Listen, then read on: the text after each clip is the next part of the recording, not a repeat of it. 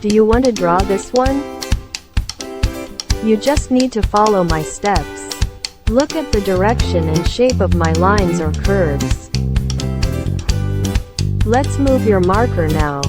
Check it out, it's very easy. Just make lines like this. We don't need complicated theory. Let's draw together.